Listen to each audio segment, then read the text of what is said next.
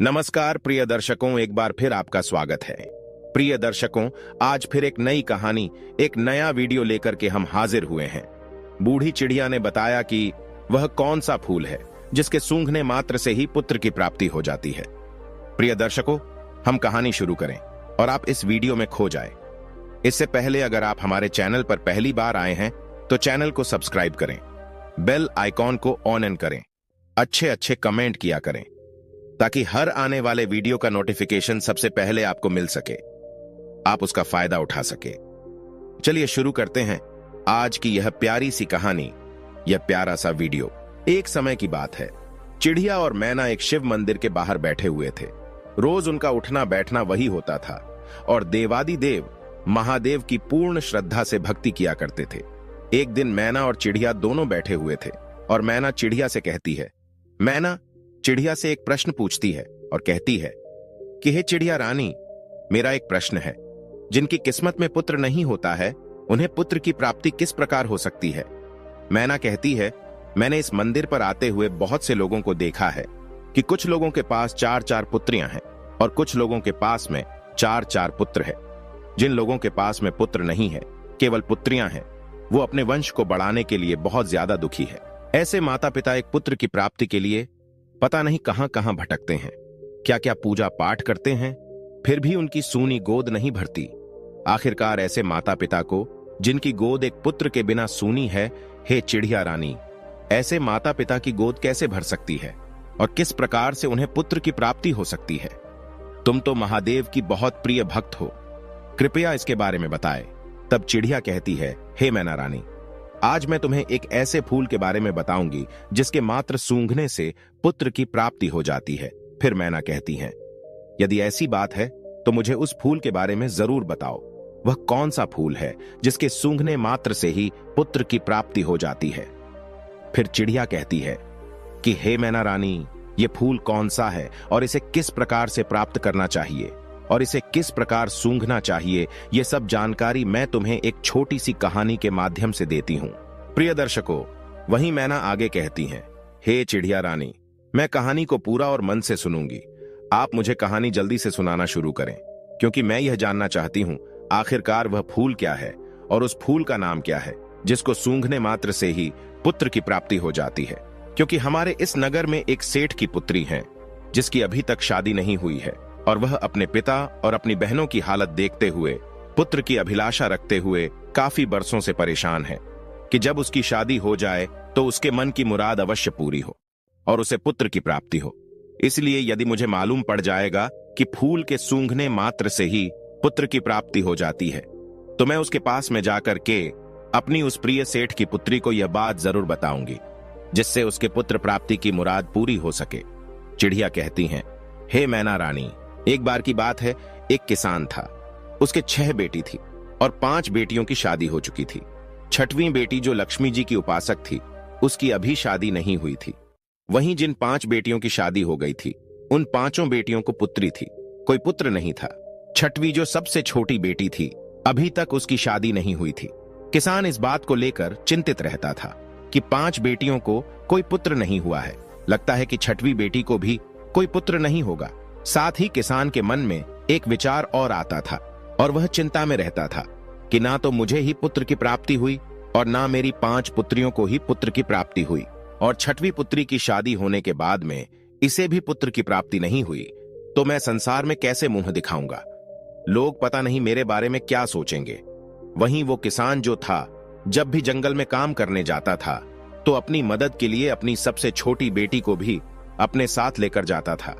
एक दिन किसान को काम करते करते समय ज्यादा हो गया और धूप निकल आई, गर्मी पड़ने लगी। दिन गर्म हो गया तो किसान ने अपने कपड़े उतार दिए और घास में डाल दिए। जब उसका काम खत्म हो गया तो किसान ने अपनी बेटी से अपने कपड़े लाने के लिए कहा, और जैसे ही किसान की सबसे छोटी बेटी किसान के कपड़ों को उठाने के लिए घास के पास में पहुंची तो उसने क्या देखा कि वहां पर एक कीड़ा पड़ा हुआ था।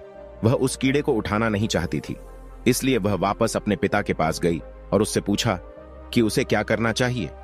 वहीं किसान ने अपनी बेटी की बात सुनकर के अपनी बेटी से कहा कि वह कीड़े से न डरें और इस कीड़े को एक तरफ फेंक दें और अपने पिता यानी उस किसान के कपड़े ला करके उसे दे दें। और ऐसा कह करके किसान जो था अपने घर चला गया और फिर उसकी बेटी भी किसान के पीछे पीछे घर आ गई। अगले दिन बेटी को फिर से जंगल में जाना था। उसने कहा, पिताजी आप परेशान न होइए, आप कीड़ों को दूर फेंकने के लिए कहते हैं, मगर यदि मैं कीड़े को फेंक दूंगी तो उसे चोट लग जाएगी। किसान की लड़की मन ही मन में उस कीड़े की मदद करना चाहती थी। वही अपनी छोटी बेटी की बात को सुनकर के किसान ने कहा, मुझे मेरे कपड़े लाकर दो, आगे तुम्हें कीड़े के साथ में कैसा व्यवहार करना है यह तुम जानो। चिड़िया कहती हैं, हे मैना रानी। इस प्रकार किसान की बात सुनकर के किसान की छोटी बेटी उस कीड़े के पास गई और फिर जंगल में उसे वह कीड़ा मिल गया। लेकिन उसने कीड़े से कहा, प्यारे छोटे कीड़े, क्या तुम लेटने के लिए मुलायम जगह चाहोगे? वहीं कीड़े ने किसान की लड़की की ओर उज्जवल और मैत्रीपूर्ण आंखों से देखा, मानो वह कुछ कहना चाहता हो। इसीलिए किसान की लड़की ने उस कीड़े के भाव को समझ करके कुछ काई इकट्ठी की और उस कीड़े के लिए एक अच्छा सा नरम घोंसला बना दिया और फिर कीड़े से कहा, तुम इस नरम घोंसले में लेट जाओ। फिर जैसे ही किसान की लड़की ने कीड़े को उस घोंसले में लेटाया तो कीड़ा किसान की लड़की से कहने लगा और उससे पूछा, क्या तुम मेरी सेवा में आना चाहोगी? मैं जानता हूं तुम्हारे पिता बहुत ही गरीब हैं और वह मुझे दूर फेंकवाना चाहते थे क्योंकि उन्हें उनके कपड़े मिल सके। क्योंकि मैं गर्मी में बहुत परेशान हो रहा था, इसलिए तुम्हारे पिता के कपड़ों में बैठ गया। तुम बहुत अच्छी लड़की हो, मैं तुम्हें पसंद करता हूं। तुम केवल बस हर दिन लगभग कुछ घंटे मुझे अपने साथ घुमाने के लिए ले चला करो। इसके लिए मैं तुम्हें रोजाना बहुत सारा धन दूंगा, मजदूरी और खाना पीना भी दूंगा। यदि तुम 3 बरस तक ऐसा करो तो मैं जादू से छुटकारा पा लूंगा, क्योंकि मैं एक जादुई राजकुमार हूं। और फिर राजकुमार बनते ही, यानी अपने असली रूप में आते ही, मैं तुम्हारे साथ में विवाह भी कर लूंगा। चिड़िया कहती हैं, हे मैना रानी। वहीं कीड़े की बात को सुनकर के वह लड़की तैयार हो गई। लड़की ने कहा, मैं आपकी सेवा करने के लिए तैयार हूं, आप जैसा कह रहे हैं मैं वैसा ही करूंगी। तो कीड़े ने कहा, फिर कल इसी समय पर आ जाना। और फिर वह लड़की कीड़े को वापस आने का वचन देकर के अपने पिता के कपड़े लेकर के घर वापस आ गई और वहीं रात को खाना खाने के बाद सो गई। और फिर जब सुबह को उठी तो उसने अपने पिता किसान से कहा, पिताजी आपके कपड़े मैंने लाकर आपको दे दिए। अब तक मैंने अपनी और आपकी गरीबी देखी है। मैं काफी समय तक घर पर रह चुकी हूं। अब मैं दुनिया में अपनी किस्मत आजमाने जा रही हूं। आप मुझे जाने की अनुमति देने की कृपा करें। उधर वो किसान अपनी लड़की को कहीं भी जाने की अनुमति देना नहीं चाहता था, क्योंकि वह लड़की कीड़े को वचन देकर के आई थी। इसलिए उसने अपने पिता से कहा, चाहे उसे भीख ही क्यों ना मांगनी पड़े, मगर अब मैं भाग्य को बदल कर ही रहूंगी। और ऐसा कह करके किसान की लड़की जो थी जंगल में चली गई। वह जंगल में गई और जल्दी ही उसे वह कीड़ा मिल गया। फिर वह उसके आने से बहुत ही प्रसन्न हुआ और कीड़े ने उससे कहा, अब तुम आ गई हो तो मुझे थोड़ा इधर उधर घुमाने के लिए ले चलो। फिर किसान की लड़की ने वैसा ही किया और जब शाम तक घुमाते घुमाते पहले दिन का समय समाप्त हुआ तो उस जंगल में एक शानदार महल अचानक प्रकट हो गया। महल में एक बड़ा कमरा था जिसमें एक बड़ी मेज थी जो खाने पीने की चीजों से सजी हुई थी, जो उसने अपने पूरे जीवन काल में कभी नहीं देखी थी। फिर तो किसान की लड़की ने भरपेट खाना खाया और फिर बिस्तर पर चली गई और फिर रोजाना हर दिन वह 1-2 घंटे के लिए कीड़े को अपने साथ रखती थी और फिर महल में जाती थी जहां उसके लिए सब कुछ तैयार किया जाता था और जहां उसके लिए शानदार व्यवस्था की जाती थी। चिड़िया कहती हैं, हे मैना रानी। इस प्रकार धीरे धीरे 1 वर्ष बीत जाने के बाद में किसान की लड़की ने कीड़े से अपने पिता से मिलने की अनुमति मांगी। तो कीड़े ने कहा, तुम्हारी इच्छा अपने पिताजी से मिलने की है तो जाओ मिलाओ और अगले दिन वापस लौट आना। और फिर कीड़ा इस शर्त पर सहमत हुआ कि वह तुरंत लौट आएगी। इस प्रकार किसान की लड़की ने अपने पिता और अपनी बहनों के लिए सोना और अन्य कीमती चीजें ले ली और अपने घर चली गई। और जब वह अपने खजाने के साथ में अपने पिता के पास पहुंची तो उसके पिता और उसकी बहनें जानना चाहती थीं कि यह सारा सामान उसे कहां से मिला है और इसका मालिक कौन है। लेकिन उस लड़की ने उन्हें कुछ भी नहीं बताया, क्योंकि कीड़े ने उसे ऐसा करने से मना कर दिया था। यहां तक कि किसान और उसकी 5 बेटियों ने उसको बहुत ज्यादा मारा पीटा, लेकिन उसने कुछ भी नहीं कहा। और वहीं अगले दिन वो लड़की कीड़े के पास वापस जंगल में चली गई और फिर उस कीड़े को हर दिन 1 या 2 घंटे तक घुमाने ले जाती रही। इस प्रकार दूसरे वर्ष के अंत में एक बार फिर वह अपने पिता और अपनी बहनों से मिलने गई और इसी प्रकार तीसरे वर्ष के अंत में भी मिलने गई। वहीं जब किसान की लड़की तीसरी बार कीड़े को छोड़ करके अपने पिता और अपनी बहनों से मिलने के लिए गई तो जाने से पहले कीड़े ने कहा था कि आज तुम तुरंत लौटकर आना, कल तक नहीं रुकना। और इस प्रकार वह लड़की आने का वचन देकर के कीड़े को छोड़ करके चली गई। उधर जब वह लड़की अपने पिता के पास पहुंची तो उसके पिता और उसकी बहनों ने इस बात पर जोर दिया कि जो धन वह अपने साथ लेकर आती है, सोना चांदी आदि, उसका असली मालिक कौन है और वह किसके यहां पर काम करती है। वहीं उस लड़की ने अपने पिता और अपनी बहन को कुछ भी नहीं बताया तो किसान ने उसे घर से बाहर जाने देने से इनकार कर दिया। वहीं किसान की बेटी ने किसी तरह से अपने आप को बाहर जाने का रास्ता निकाल लिया। आखिरकार उसने जोर लगा करके खुद को अलग कर लिया, लेकिन जब तक वह जंगल में लौटी तब तक बहुत देर हो चुकी थी। कीड़ा अब वहां पर नहीं था। दुख की बात यह थी कि उसने हर जगह देखा, लेकिन वह महल भी गायब हो गया था और कीड़ा भी गायब हो गया था, क्योंकि जब वह दूर थी यानी अपने पिता के घर में थी तो उस कीड़े के 3 वर्ष पूरे हो चुके थे और 3 बरस पूरे होने पर उसका जादू टूट चुका था और वह कीड़ा वापस एक राजा में बदल गया था और फिर वह अपने राज्य को वापस चला गया था। उधर कीड़े को जंगल में न पाकर के वह लड़की बहुत परेशान होने लगती है और सोचने लगी, शायद मेरे पिता और मेरी बहनों ने मुझे घर पर न रोका होता तो शायद आज कीड़ा मेरे पास होता। फिर तो लड़की ने उस कीड़े को दुनिया भर में खोजने का फैसला किया और ढूंढते ढूंढते रास्ते में वह जंगल में एक झोंपड़ी के पास पहुंची, जहां पर एक बूढ़ी औरत रहती थी, जिसे उसने रात के लिए आश्रय मांगा और बुढ़िया को सारी बात बताई। फिर बुढ़िया ने उसका मित्रवत ढंग से स्वागत किया और अगले दिन बुढ़िया ने 3 सेब दिए और उसने उसे बताया कि पहले सेब में एक सोने की तकली है, दूसरे सेब में सोने की सूत की रील है और तीसरे सेब में एक सुनहरा चरखा है, और उसे बताया कि वह सबसे पहले किससे मिलेगी और उसे क्या करना है जिससे वह राजा तक पहुंच सके। वहीं लड़की ने मित्रतापूर्ण वृद्ध महिला को धन्यवाद दिया और वहां से आगे बढ़ गई। इस प्रकार किसान की लड़की तीनों सेबों को लेकर के आगे निकल पड़ी। इस प्रकार कई दिनों के बाद में, बहुत दूर चलने के बाद, जब वह एक कांच के पहाड़ पर पहुंची, वह नहीं जानती थी कि वह इसे कैसे पार कर सकती है। पहाड़ में बहुत ज्यादा फिसलन थी, जिससे कि वह हमेशा नीचे की ओर फिसलती थी। अंततः उसे कुछ ही दूरी पर एक लोहार दिखाई दिया। वह उसके पास में गई और उसने अपने हाथों और घुटनों में घोड़े की नाल बांध ली और पहाड़ पर चढ़ गई। इस प्रकार पहाड़ को पार करने के बाद में उसे एक महान शहर दिखाई दिया। यहाँ पर वह राजा रहता था। यह वही कीड़ा था जिसे वह प्रतिदिन इधर से उधर ले जाती थी। इधर वह राजा जो था पहले से ही शादीशुदा था। उसकी एक खूबसूरत पत्नी थी। ज्यादा समय हो जाने की वजह से वह कीड़ा जब राजा में बदल गया तो उस किसान की लड़की को भूल गया। उधर कीड़ा से बने राजा को कोई संतान नहीं थी, मगर उसकी जो रानी थी वह अपने राजा की सारी संपत्ति अपने परिवार वालों को दिलवाना चाहती थी, क्योंकि उसे राजा से ज्यादा अपने घर परिवार में ज्यादा मोह था। उधर राजा भी पुत्र के न होने से बहुत ज्यादा चिंतित था।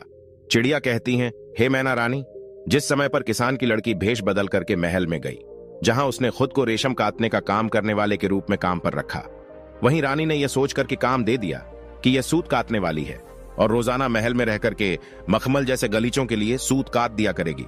इस प्रकार जब किसान की लड़की ने पहले दिन बाला सेब खोला जो जंगल की बूढ़ी औरत ने उसको दिया था, तो उसमें से सोने की तकली निकली, और जब रानी ने उस तकली को देखा तो उसे बहुत पसंद आई।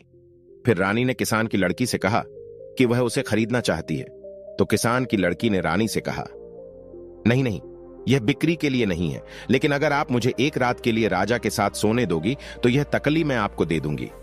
वही सोने की तकली रानी को बहुत पसंद थी, इसलिए रानी ने सोचा और वादा किया, ठीक है, तुम मुझे तकली दे दो, आज रात को मैं तुम्हें राजा के पास सोने की अनुमति दे दूंगी। फिर जैसे ही शाम हुई तो रानी ने राजा को नींद की दवा दे दी, और इस प्रकार राजा जो था गहरी नींद में सो गया। फिर राजा के सो जाने के बाद में रानी किसान की लड़की को राजा के शयन कक्ष में ले गई और छोड़ करके चली आई। उधर किसान की लड़की राजा के पास जाकर के बिस्तर के पास बैठ गई और फूट फूट करके रोने लगी। अब मुझे पता है कि कृतज्ञता दुनिया का चलन है। उसने कहा कि 3 साल तक मैं तुम्हें कीड़ों की तरह ढोती रही। तुम्हारी खातिर मुझे अपने पिता और बहनों से मार और कठोर शब्द मिले, कांच के पहाड़ पर चढ़ने के लिए मेरे हाथों और घुटनों में घोड़े की नाल बंधी रही। और अब तुम सब कुछ भूल गए हो कि आपने मुझसे शादी का वादा किया था और यहां पत्नी के साथ में सुखपूर्वक जीवन बिता रहे हो। आपने मेरा बिल्कुल भी इंतजार नहीं किया। राजा नींद में था क्योंकि रानी ने उसको नींद की दवा खिला दी थी ताकि वह उस किसान की लड़की से बात नहीं कर सके। इस प्रकार से किसान की लड़की अपनी बात बोलती रही, मगर राजा सोता रहा और उसको कोई जवाब नहीं दिया। किसान की लड़की यही सोचती रही कि राजा मेरी बात को सुन रहा है, लेकिन कोई जवाब नहीं दे रहा। और इस प्रकार राजा से बात करते करते सुबह हो गई। और फिर रानी आई और फिर किसान की लड़की को राजा के शयन कक्ष से बाहर ले गई। राजा इतनी गहरी नींद में था कि उसे कुछ भी समझ नहीं आया। चिड़िया कहती हैं, हे मैना रानी।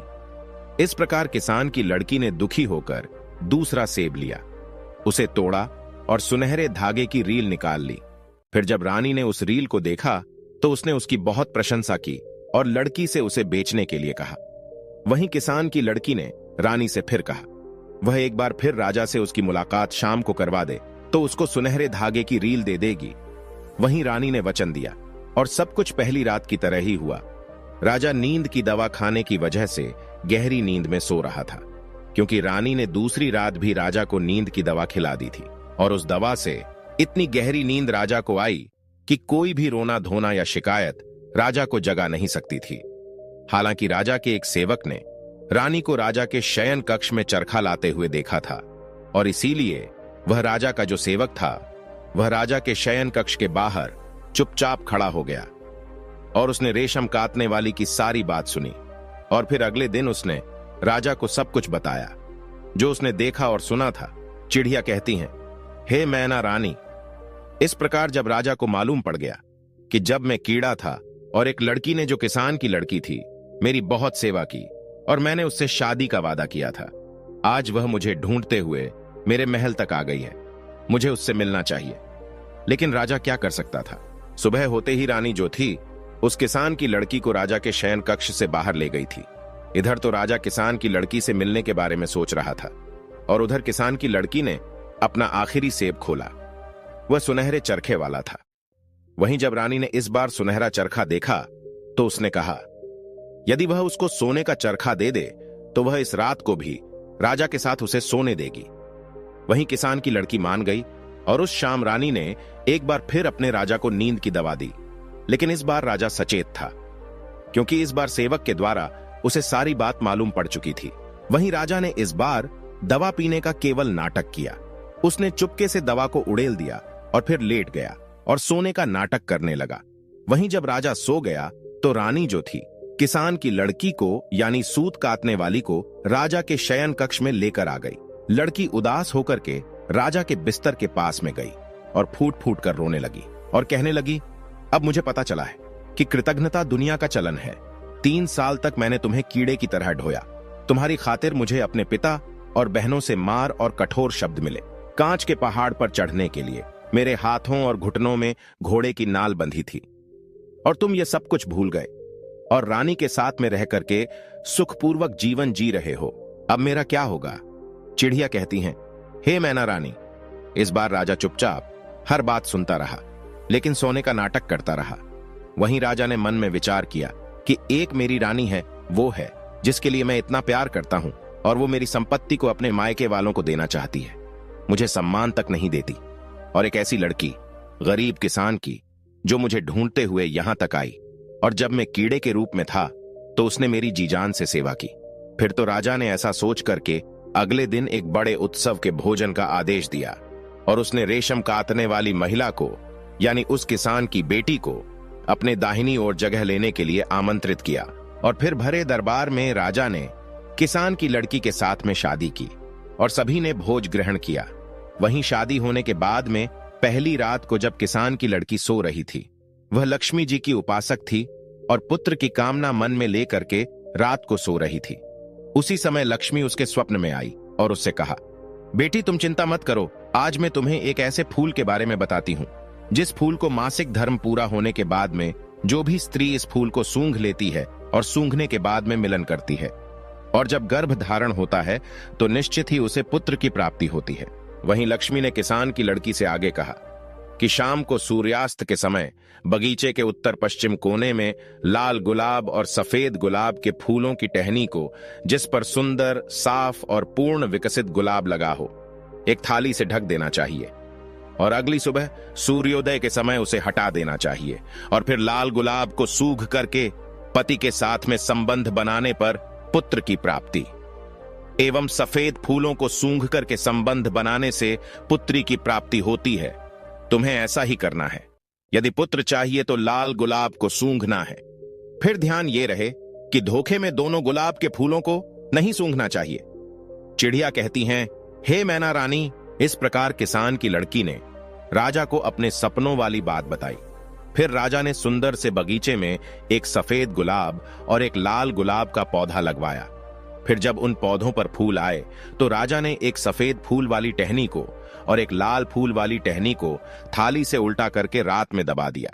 वहीं सुबह रानी ने मासिक धर्म से निवृत्त होकर के, यानी किसान की लड़की ने मासिक धर्म से निवृत्त होकर के स्वच्छ होने के बाद में लाल रंग के फूल को सूंघ लिया और राजा के साथ में संबंध स्थापित किए, जिससे रानी को गर्भधारण हुआ और समय पूरा होने पर रानी को एक पुत्र की प्राप्ति हुई। फिर तो राजा ने खुशी के मारे पूरे राज्य में खुशी के नगाड़े बजवा दिए, मिठाइयां बंटवा दी। चिड़िया कहती हैं, हे मैना रानी, इतना ही नहीं, किसान की लड़की ने किसान को यानी अपने पिता को भी यह बात बताई और अपनी बहनों को भी फूल वाली बात बताई। यहां तक कि राजा की पहली रानी को भी उसने यह फूल वाली बात बताई। फिर तो सभी को पुत्र की प्राप्ति हुई और जिसने पुत्री चाही उसे पुत्री की प्राप्ति हुई। इस प्रकार सबके जीवन में सुख की अनुभूति होने लगी। प्रिय दर्शकों, इस प्रकार से मैना कहने लगी, हे चिड़िया रानी, आज के ज्ञान की बात जानकर के मेरा मन प्रफुल्लित हो गया। मैं भी उस सेठ की पुत्री को यह बात बताऊंगी जिससे उसके मन की भी मुराद पूरी हो सके। प्रिय दर्शकों, हमारी आज की कहानी यहां समाप्त होती है। हम उम्मीद करते हैं कि आपको हमारी आज की यह कहानी, आज का यह वीडियो पसंद आया होगा और आप इससे ढेर सारी प्रेरणा लेंगे। मिलते हैं अगली ज्ञान चर्चा के साथ अगले वीडियो में। तब तक के लिए नमस्कार, धन्यवाद।